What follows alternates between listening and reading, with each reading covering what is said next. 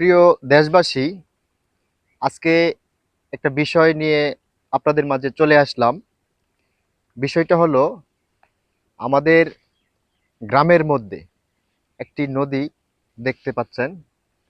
নদীর মধ্যে পানিগুলি দেখতে পাচ্ছেন।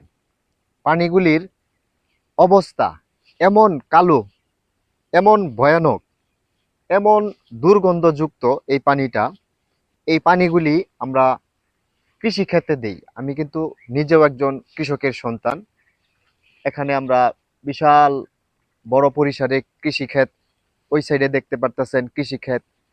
এটা হলো কৃষির পরিবেশের জায়গা। তো এই পানিগুলি কৃষিক্ষেত্রে দিলে ক্ষেতের বিভিন্ন পোকামাকড় হয়, বিভিন্ন রোগ হয়। এই পানিগুলি অত্যন্ত দুর্গন্ধযুক্ত। পানির মধ্যে থেকে যেমন কিছু উৎপত্তি হয়েছে। দেখেন, এটা দেখা যাচ্ছে মাটি, কিন্তু আসলে মাটি না, এটা একটা ফেনাযুক্ত হয়ে এরকম অবস্থা হয়েছে। এরকম দেখেন অসংখ্য আছে, অসংখ্য অগণিত এরকম অবস্থা। পানিগুলি আসলে খুবই দুর্গন্ধযুক্ত। আমরা যদি নিজেদেরা সচেতন না হতে পারি, আমাদের ভবিষ্যৎ পরিস্থিতি আরো খারাপ দিকে যেতে পারে। তো প্রিয় দর্শক বন্ধুরা, ভিডিওটি আপনারা একটু বেশি বেশি শেয়ার করে দিবেন। তো সকলেই ভালো থাকবেন, সুস্থ থাকবেন। আল্লাহ হাফেজ।